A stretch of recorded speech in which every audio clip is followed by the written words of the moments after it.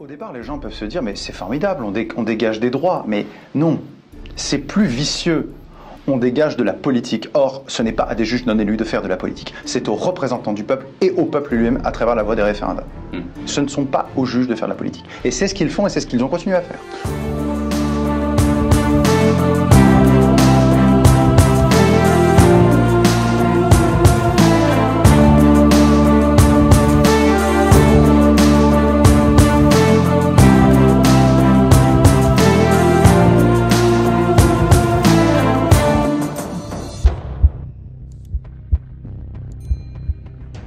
Bonjour Pierre Gentillet. Bonjour. Vous êtes avocat, vous intervenez sur CNews. Hier, le Conseil constitutionnel a refusé pour la deuxième fois de valider le RIP, le référendum d'initiative partagée. Ça a été accueilli sans grande surprise par le grand public.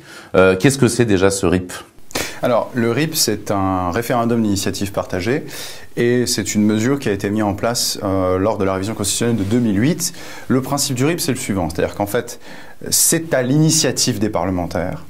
Les parlementaires peuvent déposer un projet de référendum. Il y a 3 étapes à suivre. La première étape, c'est que le Conseil constitutionnel doit vérifier, et c'est de ça dont on va parler, j'imagine, que ce projet de loi référendaire, ce projet de référendum, est conforme à la Constitution et au cas particulier, qu'il correspond bien aux domaines qui sont listés par l'article 11 de la Constitution. On a la possibilité de faire des référendums sur tout ce qui touche aux réformes de politique économique, sociale, environnementale, à des sujets de politique internationale, etc. Ça, c'est la première étape. La deuxième étape, il faut, dans un délai de 9 mois, réunir 10% du corps électoral, ce qui représente en France 4 900 000 signatures. Et une fois que le ministère de l'Intérieur a bien comptabilisé ces 4,8 millions, 4,9 millions signatures, eh bien, c'est le Parlement qui est saisi de ce texte et qui a 9 mois pour examiner ce texte. Alors, la Constitution est assez, encore une fois, l'article est assez mal rédigé, puisqu'en fait, examiner, on ne sait pas si ça veut dire s'il y a un vote ou pas. De toute manière, on n'est jamais arrivé jusqu'à ce stade, puisqu'en réalité, aucune pétition n'a réuni plus de 4 800 000. Alors, le record, je crois, c'était contre la privatisation des aéroports de Paris. De Paris, oui. Et je crois qu'on était aux alentours de 2 millions de 1,8 signatures. million par là. Mais même si on arrive après au stade qui suit, c'est-à-dire en fait l'examen des chambres, eh bien, en fait, les chambres peuvent décider tout simplement d'écarter ce projet de loi référendaire. C'est simplement si les chambres ne se sont pas prononcées d'ici 9 mois que le président a l'obligation de soumettre ce projet de loi à référendum. Donc, si vous voulez, c'est quand même un cheminement qui peut durer 1 an et demi, mais il y a la première étape, et la première étape, c'est de vérifier que le domaine du référendum est bien prévu par la Constitution. Et c'est là que le Conseil constitutionnel a censuré. Je croyais que le président de la République avait aussi la liberté de ne pas en tenir compte. Alors, le président de la République a la possibilité, par l'article 11, mais ça c'est pas le RIP, a la possibilité par l'article 11 de déclencher un référendum lui-même. Alors, il y a une querelle juridique, effectivement, sur la question de savoir si le Conseil constitutionnel doit contrôler si c'est bien un des domaines fixés par la Constitution. Je peux entrer dans ce débat, mais je ne pense pas que ce soit le plus intéressant, mais je peux le faire. Non, ça ira. Mais là, en l'occurrence, je vais essayer d'être compréhensible, mais là, en l'occurrence, pour ce deuxième RIP sur les retraites, puisqu'il y en avait déjà eu un premier, le Conseil constitutionnel a censuré. Maintenant, si vous voulez qu'on en discute, moi, il n'y a pas beaucoup de surprises. Mais au fond, ce que vous nous racontez, c'est une usine à gaz. En fait, c'est des procédés qui n'ont aucune chance d'aboutir. C'est un procédé qui a été fait précisément pour que ça n'aboutisse pas. Tant au niveau du nombre de signatures, qu'au niveau de la saisine du Conseil constitutionnel, dont l'analyse, on le voit ici, on va en parler, a été particulièrement restrictive, qu'au niveau de la dernière étape, qui est l'examen par le Parlement. Parce que quelque part, c'est quand même le Parlement, à la fin, qui va se prononcer. C'est pas un référendum directement soumis. Une fois qu'il y a les 4 800 000 signatures, c'est pas tout de suite que ça va justement devant le suffrage des Français. Donc bien évidemment, c'est un RIP qui était là pour faire oublier le RIC, le référendum d'initiative citoyenne. Alors c'est impossible à mettre en place. Néanmoins, en plus, il y a eu une aide. Il y a une aide du Conseil constitutionnel, c'est-à-dire ce référendum n'a même pas en fait passé cette première étape. On va parler du Conseil constitutionnel puisque c'est une institution qui surveille, qui veille à ce que les lois votées au Parlement soient conformes à la Constitution. Sur le principe, rien de très dangereux, rien de très rien ne peut Très gênant. Oui, rien de très gênant. Voilà, ça veut dire on n'a pas forcément de soupçon de malversation vis-à-vis de cette institution, mais la question se pose puisqu'on a l'impression qu'on a un conseil, une chambre haute qui est supérieure en fait finalement aux intérêts du peuple, qui est au-dessus finalement de la loi du peuple. Oui. Elle l'est de fait de droit, dirais-je, puisque les décisions du Conseil constitutionnel s'imposent au Parlement. Je prends souvent cet exemple, mais si demain une loi était votée à l'unanimité du Parlement, ça arrive rarement, mais ça arrive, et que le Conseil constitutionnel saisit, alors pas par les parlementaires du coup, mais admettons par le président de la République ou le président du Sénat ou le président de l'Assemblée nationale, décide de déclarer que cette loi est contraire à la Constitution, alors c'est le Conseil constitutionnel qui l'emporte. C'est une discussion en réalité assez vieille entre la légalité et la légitimité.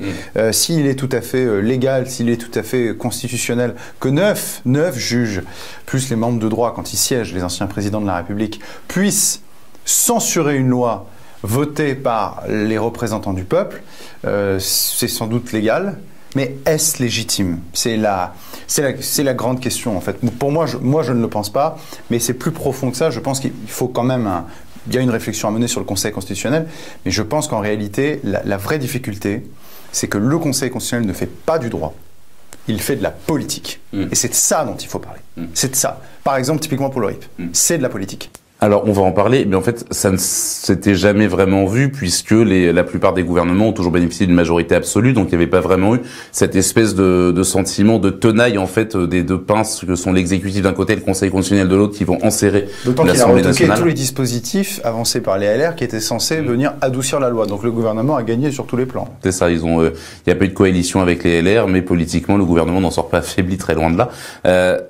Finalement, ça se voit d'autant plus aujourd'hui, alors qu'on a une majorité qui n'est pas majoritaire en fait à l'Assemblée et qui doit coûte que coûte faire passer ces textes.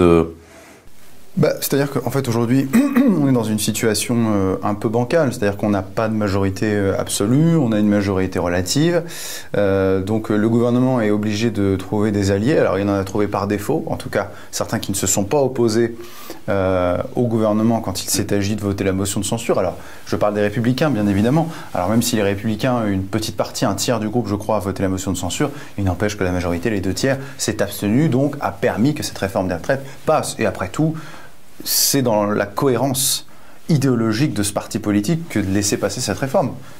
Ils ont soutenu la réforme à 64, je crois même à 65 ans. Donc, c'eût été étrange qu'ici, il y ait une opposition de leur part. C'est en réalité, pour eux, assez difficile de s'opposer à Macron, parce que Macron reprend quand même 80-90% de leur programme. Et j'irais même à dire, une bonne partie des ministres de Macron sont issus de la droite classique, les Républicains.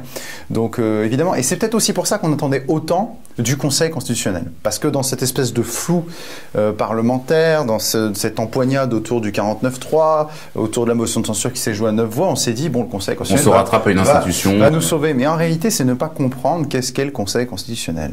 Ces 9 juges sont nommés par des politiques, et ils sont eux-mêmes, vous savez, à l'intérieur du Conseil constitutionnel, vous avez présidé par Laurent Fabius quand même, vous avez Alain Juppé, qui n'a pas fait mystère de ses opinions sur la question des retraites, vous avez Véronique Balbec, qui est l'ancienne directrice du cabinet d'Éric Dupond-Moretti, vous avez Jacques Mézard, qui est un ancien ministre d'Emmanuel Macron, et vous avez Jacqueline Gourault, dont les compétences juridiques sont fantastiques, et qui est une ancienne ministre d'Emmanuel Macron, et qui faisait campagne, j'ai retrouvé un article, en 2020 déjà, juste avant le trou noir du Covid, pour la réforme des retraites à venir.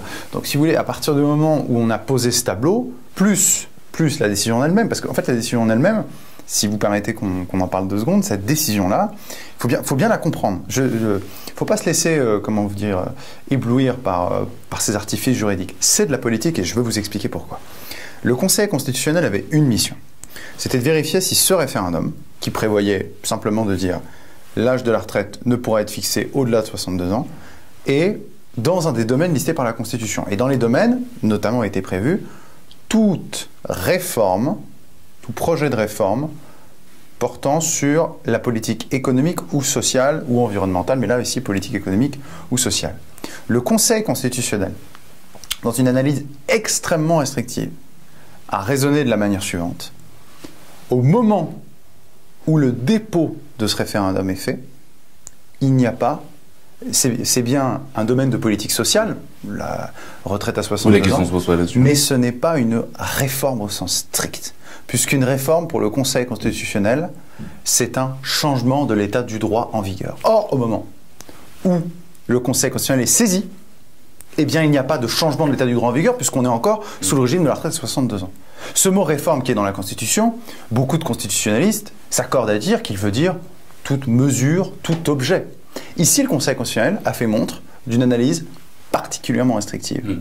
Là où cette même institution tord la Constitution et tord les textes constitutionnels pour sortir des principes, mais du chapeau, comme l'affaire en 2018 Cédric Herrou, où ce passeur de migrants, enfin passeur et hébergeur de migrants, à l'époque c'était un délit d'héberger des personnes en situation irrégulière clandestine, et bien le Conseil constitutionnel a déduit de 3 mots dans la Constitution, fraternité, qu'il y avait un principe de fraternité qui devait, ici, censurer la loi qui fixait le délit d'héberger des personnes en situation régulière. Donc vous voyez, en fait, moi je n'en veux pas tant au Conseil constitutionnel de faire une analyse stricte de la Constitution. Je suis même content qu'on fasse une analyse stricte de la Constitution. Mais quand même, de qui parle-t-on en fait? On parle d'une institution qui en permanence est allée dans une lecture extrêmement extensive de la Constitution depuis 1971. Donc en réalité, on voit que derrière tout ça, il y a de l'idéologie. Dès qu'il s'agit de l'interprétation du droit, quoi. Dès qu'il s'agit de laisser parler le peuple parler, là on est très restrictif. Très restrictif. Donc voilà, en un sens, je vais vous dire... moi, personnellement, pile, je gagne, face, il perd, puisque si le référendum était passé, bah, écoutez, tant mieux, et puis il n'est pas passé, moi je suis plutôt un critique du Conseil constitutionnel, donc en réalité, ça a bien montré aux yeux des gens et aux yeux du monde politique que cette institution, est une institution politique et une institution qui est gardienne d'un certain ordre. Mais est-ce qu'on peut parler d'une dérive ou est-ce que ça a toujours été le cas? À quand datez-vous cette dérive en 1971. Alors ça, c'est un... En fait, le général de Gaulle, en 1900, j'ai regardé les travaux il n'y a pas très longtemps, il y a quelques mois, du comité constitutionnel qui a travaillé sur la rédaction de la Constitution en 1958. Le général de Gaulle disait en France, je crois qu'il disait, il y a l'État, il y a la France, l'État, puis le droit. C'est vous dire un petit peu ce qu'il avait en mémoire. Et surtout, le Conseil constitutionnel, quand il est créé, c'est simplement, si vous voulez, une institution qui est là pour éviter que le Parlement empiète sur les domaines du pouvoir exécutif. Et en fait, ce qui va se passer, c'est qu'après la mort de De Gaulle, en 1971, mais ça, De Gaulle, et pas seulement De Gaulle en réalité, il y a son ancien ministre de la Justice, dont j'ai lu les mémoires il n'y a pas longtemps, Jean Foyer, qui avait très bien pressenti ça, il y a eu une dérive à travers une décision, qui est la décision la plus importante du Conseil constitutionnel. C'est une décision qui s'appelle Liberté d'association 1971. Le Conseil constitutionnel, qui, à partir de 1958 jusqu'en 1971, n'a qu'un seul rôle, hormis être le juge du contentieux électoral, enfin le juge électoral, c'est de vérifier qu'un texte est bien conforme à la Constitution de 1958. Retenez bien, 1958. La Constitution de 58, je vous l'ai dit, c'est un texte qui est relativement clair, qui est assez bien écrit, où il n'y a pas beaucoup d'interprétations, et surtout, c'est des règles d'organisation des pouvoirs publics, du président, du Parlement, des juges, etc. Simple, efficace. Il n'y a pas de grandes déclarations, hormis 1 ou 2 articles, mais c'est marginal. Le Conseil constitutionnel, en 1971, pour censurer une loi du pouvoir, d'ailleurs, une loi Pompidou qui portait sur les associations, le Conseil constitutionnel a élargi sa compétence. Il a considéré qu'il ne lui appartenait pas seulement de juger au regard de la Constitution de 1958, texte clair, mais du préambule de la Constitution de 1946 et après de la Déclaration des droits de l'homme et du citoyen. Donc un texte qui est, vous pouvez aller le lire, pour le préambule de 46, extrêmement flou, extrêmement vaste. C'est une déclaration politique des droits consacrés sur un pouvoir après moral. 1946. Il est passé sur un élément, sur des textes beaucoup plus subjectifs, beaucoup plus politiques. Et donc, à partir de cet instant, le Conseil constitutionnel n'aura de cesse non seulement d'élargir son champ de compétences, mais pire encore, il y a le droit écrit constitutionnel, supérieur, je vous l'ai dit, à nos lois, mais il y a le droit non écrit. Le Conseil constitutionnel ne va pas cesser depuis 1971 d'inventer des principes non écrits, des objectifs à valeur constitutionnelle, il y a aussi des principes particulièrement nécessaires à notre temps, des trucs très très flous comme ça, principes très flous. dont il est juge en premier et en dernier ressort. Et alors, au départ, les gens peuvent se dire, mais c'est formidable, on dégage des droits. Mais non, c'est plus vicieux. On dégage de la politique. Or, ce n'est pas à des juges non élus de faire de la politique. C'est aux représentants du peuple et au peuple lui-même à travers la voie des référendums. Ce ne sont pas aux juges de faire de la politique. Et c'est ce qu'ils font et c'est ce qu'ils ont continué à faire. On en revient à l'accusation générale de République des juges. En fait, d'ailleurs, les juges dont le général de Gaulle se méfiait le plus allègrement du monde. Mais pas que le général de Gaulle. Souvenez-vous, Mitterrand aussi. Mitterrand avait dit, je crois, les juges ont... méfiez-vous des juges, c'est eux qui emporteront la République, parce qu'il avait bien vu le pouvoir qu'ils ont, ces juges. Et ici, au cas particulier, surtout effectivement les juges du Conseil constitutionnel, parce qu'ils ont un pouvoir, je le dis, qui est trop important, et ils se sont, par un coup d'état juridique, c'est le mot de Robert Badinter, pour parler de cette édition de 1971, alors dans sa bouche c'est très positif, parce que vous savez, il y a des coups d'état, il y a des bons coups d'état et des mauvais coups d'état. Et bien ce coup d'état, comme il se faisait au nom du droit, au nom de l'état de droit, en réalité au nom de quoi ? Parce que tout ça, ça a l'air d'être neutre. Non, au nom d'une certaine vision libérale du droit. Voilà, c'est ça ce qui s'est fait. Pas au sens économique, hein, je l'entends bien sûr, au sens philosophique. Et en réalité, ces juges, depuis cette décision, et après encore, et d'ailleurs Giscard d'Estaing a joué un rôle catastrophique pour ça, se considèrent non plus seulement comme les juges de la conformité de la loi à la Constitution, mais les juges de la conformité de la loi aux droits et libertés fondamentaux, dont je vous l'ai dit, ils sont extrêmement larges, extrêmement flous. Par exemple, le principe d'égalité. Moi, mais il y a des thèses qui sont faites sur ce principe, on s'arrache les cheveux pour savoir exactement ce que ça veut dire, de quelle manière on l'articule. Il y a une part de subjectivité telle dans ces principes qu'il fait le lit des opinions politiques des juges. Voilà. Donc maintenant, il n'y a plus de ce, comment dirais-je, il n'y a plus trop d'alternatives, c'est-à-dire que les juges ont pris une partie du pouvoir politique en France, c'est certain. Demain, si un pouvoir politique, en particulier national, ou même Jean-Luc Mélenchon, décidait d'arriver aux responsabilités, il se heurtera à ces juges du Conseil constitutionnel, dont je le redis, ils ne sont pas réellement des juges, mais des politiques, et se posera à moi la question de leur légitimité. Au fond, le Conseil constitutionnel, qui était censé garantir la Ve République, est en train de donner de la force aux arguments de ceux qui voudraient la sixième, en fait, en quelque sorte. Ah, bien sûr, oui, oui. Alors, il n'y a pas que le Conseil constitutionnel qui est responsable de ça. En l'occurrence, quand vous évoquez la Ve République, vous faites sans doute aussi référence au programme de Jean-Luc Mélenchon, mais lui, c'est plus pour remettre en cause le présidentialisme dont De Gaulle a fait effectivement la Ve République et qui aujourd'hui arrive sur des travers terribles parce qu'en fait, on fait une mauvaise lecture de la constitution du général De Gaulle parce qu'il y a le texte et la façon dont on pratique constitutionnellement. De Gaulle, quand il perd, il s'en va. De Gaulle, il fait des référendums, vous voyez. Tout ce que ne fait pas Macron. Pas de référendum, et quand il est désavoué, il ne s'en va pas. De toute façon, c'est pratique, il ne fait pas de référendum. Mais même après les élections législatives, qui en fait sont un désaveu pour Emmanuel Macron, et qui montrent bien qu'il n'a pas été élu sur lui, véritablement sur son programme au second tour, je vais faire un anachronisme que je n'aime pas du tout, mais je ne suis pas persuadé que le général de Gaulle se serait maintenu au pouvoir si, aux élections législatives suivant les élections présidentielles, dans la foulée, il se serait... je pense qu'il serait parti, quoi.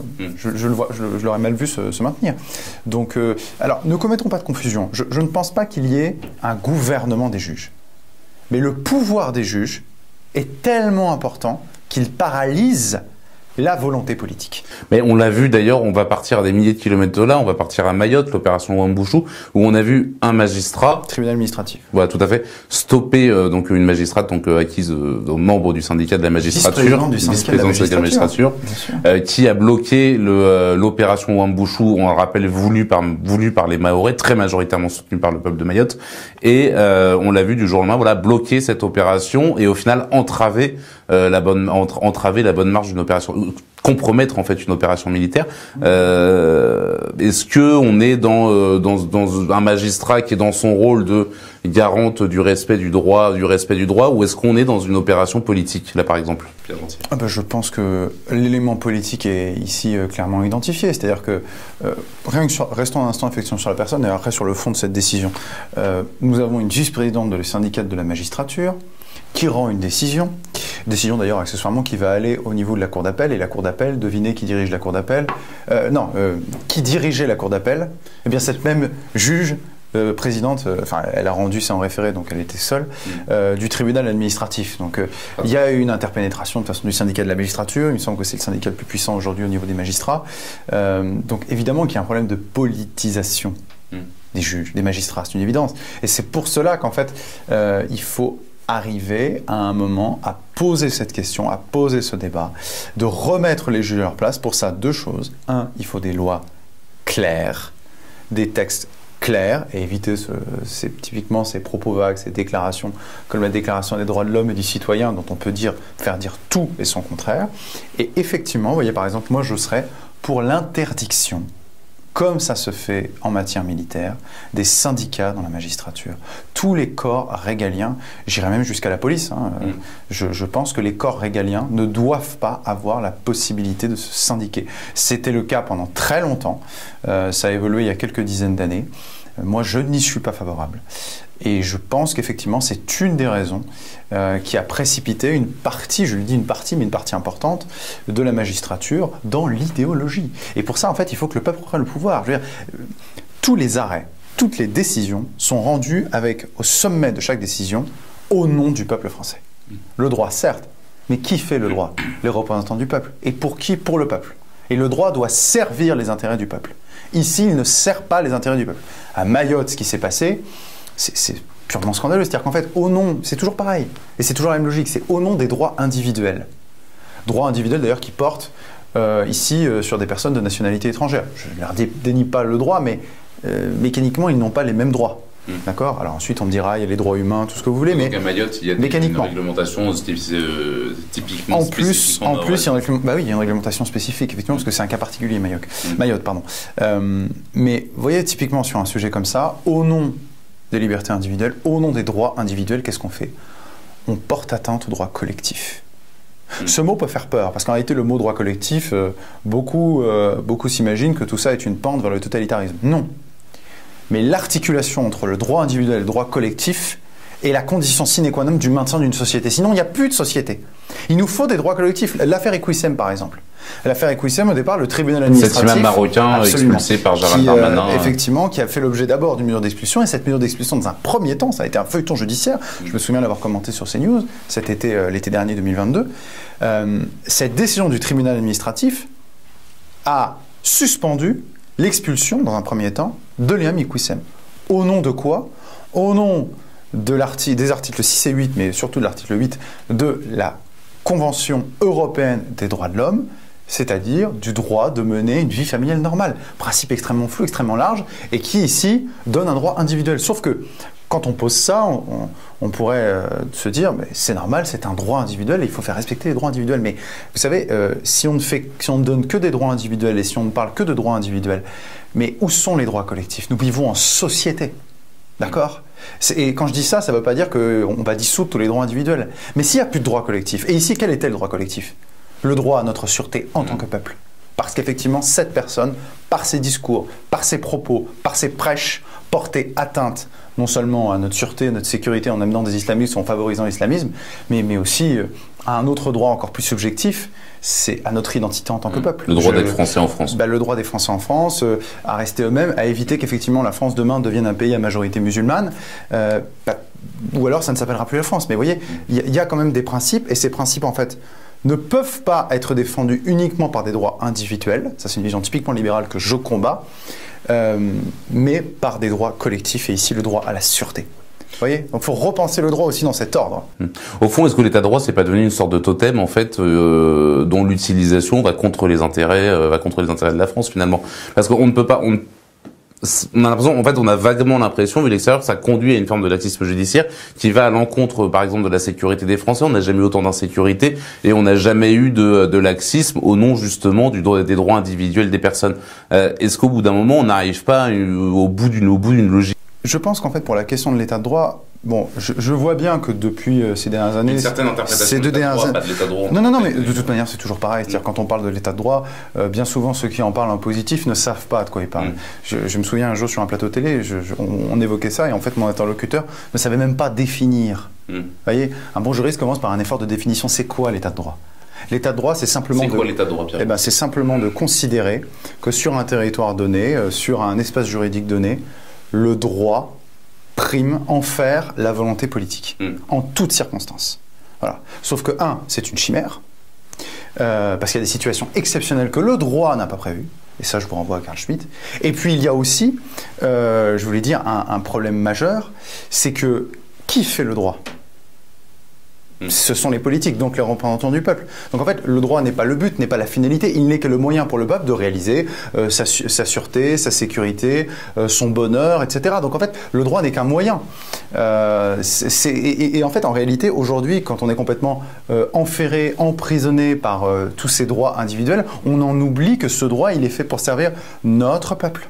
Alors, la question de l'état de droit, je vois qu'elle se pose de plus en plus, là, effectivement, ces 2 dernières années. Il y a pas mal d'éditos, pas mal de papiers, et aussi de réponses du camp adverse, sans savoir définir correctement ce qu'est l'état de droit, qu'il y a un débat qui est en train de se poser. Je suis content qu'il se pose. Ensuite, sur un plan juridique, je pense que le débat existe, mais sur un plan politique, comme personne ne sait définir ce mot et qu'on pense que l'opposé de l'état de droit, c'est la dictature, le totalitarisme, ça va être compliqué. Je pense que ce qu'il faut dire, là c'est plus un élément de langage, mais il y a aussi le fond, c'est que contre l'état de droit, faire primer le droit du peuple.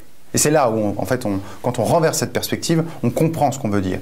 C'est-à-dire que le droit sert nos intérêts. Le droit est fait pour le peuple, et non pas le peuple enserré et enferré par le droit. Il y a des règles juridiques, on vit en société, on vit avec des règles. Mais qu'est-ce qui se passe à un moment si en fait ce droit n'aboutit qu'à une chose, c'est en réalité à nuire aux droits de tout le monde. Je l'ai dit pour reprendre l'affaire Equissem. Ça porte une atteinte ici à la société et à tout le monde en réalité. En fait, ce qui est dingue, c'est que les droits individuels sont devenus une espèce de norme, ça veut dire sont en train d'étouffer justement notre système, et en même temps, on n'a jamais eu autant de restrictions de nos libertés individuelles. C'est un paradoxe. C'est un paradoxe absolument incroyable. C'est-à-dire qu'on l'a vu notamment au moment du Covid. On peut le voir même avec quand on voit par exemple les lois anti-casseurs, etc., qui veulent être votées à chaque fois. Oui, je vous rassure, elles sont censurées, ces lois, a priori, sans aucune difficulté. Comme la loi de sécurité globale. Mais oui, bien sûr, mais c'est-à-dire qu'en fait, on voit bien qu'il y a certains droits, qu'on va exalter, qu'on va censurer, dans une vision très droit-de-l'homiste, en fait. Et ça concerne beaucoup, on l'a vu avec le principe de fraternité, Cédric Héroux, droit des étrangers. Mais en réalité, il y a aussi d'autres droits qui sont brimés, qui sont en fait des droits essentiels, mais qui tiennent à une autre philosophie. Vous voyez, par exemple, je pense à plusieurs types de droits. Alors, on en a parlé sous le Covid, effectivement, mais vous voyez, moi, je suis très inquiet sur les droits des parents à élever leur enfant. Voilà, ça m'inquiète. Et ça veut dire quelque chose. Avec la fin de l'école à la maison. À la fin de l'école à la maison, effectivement. Il y a aussi autre chose, c'est que en réalité, j'ai vu les propos du ministre de l'Éducation nationale qui voudrait qu'on mette plus de mixité dans les écoles privées. En fait, les écoles privées, c'est aussi une manière pour les parents d'échapper à la jungle au désastre, mais à la jungle aussi, qu'est l'école publique. Voilà. Et ben, en fait, en réalité, c'était une manière aussi pour les parents de dire, voilà, nous, on veut l'éducation de cette manière-là, telle qu'on aurait pu la faire à la maison d'ailleurs. Et ben, voilà, l'État va intervenir ici dans une philosophie bien particulière et c'est ça, en fait, qu'il faut combattre. C'est ça ce qu'il faut combattre. Donc, je vous le redis, je pense que les droits individuels, en tout cas certains droits individuels, sont évidemment à préserver, à sanctuariser, c'est même pas un débat.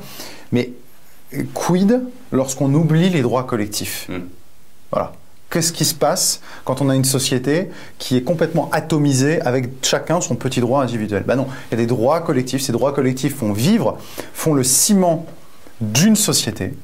Et je pense que aujourd'hui, le débat que nous avons sur l'état de droit, il a beaucoup à voir avec ça. Il a beaucoup à voir avec ce que nous restons en tant que société et quel droit on attache à cette société-là. Voilà. Et à plus que société, parce que c'est un mot désincarné, je l'aime pas, du droit du peuple français. Voilà. On va dernière question, Pierre Gentillet. Aujourd'hui, donc on enregistre cette vidéo, nous sommes jeudi. L'Assemblée a voté la réintégration des soignants non vaccinés. Dans quelles conditions, ça reste encore effectivement à expliciter. Ça a été un de vos combats en tant qu'avocat. On imagine que vous êtes heureux aujourd'hui. Oui, je suis heureux, d'autant que c'est l'abrogation. C'est l'abrogation qui a été votée. Donc maintenant la question. L'abrogation de la loi interdisant. Absolument, et pas la suspension, parce qu'au départ il s'agissait de ça, ce qui veut dire qu'on aurait pu la remettre sur le couvert d'ici quelques années. Donc oui, c'est-à-dire que là pour moi vraiment, on sort définitivement, parce qu'il y a des gens qui y sont encore restés, hein, tous ces soignants qui sont restés suspendus. Alors accessoirement, on avait des médecins de plateau qui nous disaient « Oh, mais c'est que quelques soignants ». Mais par contre, alors je ne sais pas quand est-ce qu'ils sont médecins ces gens-là, mais je pense qu'à mon avis, à certains hôpitaux, ils seraient très contents d'avoir ne serait-ce que 1, 2 ou 3 infirmiers de plus, étant donné l'état catastrophique de ces hôpitaux. Donc cet argument qui consistait à dire c'est que quelques milliers de personnes, mais quelques milliers de personnes dans l'état de l'hôpital aujourd'hui, bien sûr que ça compte, évidemment. Donc ça, c'était une petite aparté, mais je voulais le faire. Mais j'ai vraiment l'impression, effectivement, que maintenant, on est en train de... On est sorti, je pense qu'on peut le dire, on est sorti du Covid. Il y a 2 sujets maintenant qui restent. Le premier sujet... Bon, alors, sur les soignants, il ne faut pas oublier, il y aura quand même la question de savoir si on peut réintroduire leur solde, parce que s'ils ont été suspendus, leur rémunération aussi. Hein, je vous rappelle, et puis ils n'avaient pas droit aux allocations chômage, puisqu'ils étaient suspendus. Mais au-delà de ça, c'est important, mais au-delà de ça, je pense qu'il y a 2 sujets qui se posent. Le premier sujet, ça va être la question des effets secondaires et des enquêtes sur les effets secondaires et de la liberté qu'on accorde à ces enquêtes. Là-dessus, je pense que, comme d'habitude, il va falloir regarder les États-Unis parce que les États-Unis, eux, comme les laboratoires étaient condamnés à publier bien sûr, les effets secondaires du vaccin. Parce qu'il y a des effets secondaires. La question maintenant, c'est de savoir l'ampleur de ces effets secondaires. Il y a des gens qui ont perdu la vie et qui voudraient savoir, peut-être que ça n'a aucun lien, mais voudraient savoir si, dans la mesure où ces personnes avaient été vaccinées quelques semaines, quelques jours avant, s'il y a un lien. Dans un certain nombre de cas, c'est évident qu'il n'y aura pas de lien. Mais est-ce qu'il y a des cas? Il y en a probablement. Il y a des effets secondaires qui ont été répertoriés. Maintenant, ce qu'il faut, c'est de la transparence. Ça, c'est le premier sujet. Le deuxième sujet, rapidement, c'est, je pense malgré tout, que ça va laisser des traces. Ça va laisser des traces, cette période, parce que on aura démontré qu'on peut, sur un virus qui n'était pas la peste noire, hein, vraiment, je crois que maintenant on le voit, hein, on aura réussi à imposer des restrictions de liberté, à domestiquer toute une population et même plus encore, à retourner le cerveau de gens, typiquement sur cette question du pass sanitaire ou du pass vaccinal. Qui aurait imaginé quelque chose de cette nature début 2020 ou en 2019 ou voilà, ou même début 2021. Psychiatriques sur la jeunesse. Alors les conséquences psychiatriques, les dépressions, etc. Mais ça malheureusement, vous voyez, ça c'est le procès qui sera jamais fait aux politiques. C'est le niveau de dépression. Alors, je connais beaucoup de personnes qui s'en moquent, en particulier ceux qui sont à fond pour la vaccination obligatoire et qui sont très mécontents que les soignants soient réintégrés et qui, au fond, c'est des jeunes qui pleurent. On avait entendu ça pendant le confinement. Oh, ils n'ont pas connu la guerre. Généralement, ces gens qui font les remarques n'ont jamais connu la guerre, jamais. Mais bon, il s'agit de donner des leçons à une autre génération. Voilà, ils sont nés dans les années 40-50 et voilà, on voit très bien de quelle génération je veux parler. En tout cas, de cette partie-là. Mais ces gens ont souffert, ces jeunes ont souffert, pas que les jeunes d'ailleurs aussi, des personnes âgées ont souffert. Et je pense que cette souffrance-là, malheureusement, on n'en fera jamais le procès. Parce que les mesures que nous avons prises ont eu des mesures qui ont eu des effets à long terme. Elles auront des effets à long terme sur la construction psychiatrique, psychologique, en particulier des jeunes. Mais je le dis, plus important que tout, nous avons, pendant 2 ans, et en particulier pendant la question du pass sanitaire et pass vaccinal, domestiqué toute une population, restreint aussi facilement les libertés individuelles, les libertés fondamentales, dans ce qui théoriquement était un état de droit. Je vous fais remarquer au passage que dans les démocraties dites illibérales, Hongrie, Russie, on n'a pas eu de pass sanitaire, on n'a pas eu de pass vaccinal. Ça devrait faire réfléchir nos grands donneurs de leçons sur toutes les théories de l'état de droit, etc. Voilà une réflexion à mener. Merci beaucoup Pierre Gentier. Merci à vous. Merci à vous d'avoir regardé cette vidéo. Vous pouvez vous abonner, vous pouvez liker, partager ce contenu si vous a intéressé. Surtout, rendez-nous visite sur bvoltaire.fr. Abonnez-vous à notre chaîne YouTube, à nos comptes Twitter, Instagram et Facebook. Et à très bientôt. Merci à tous.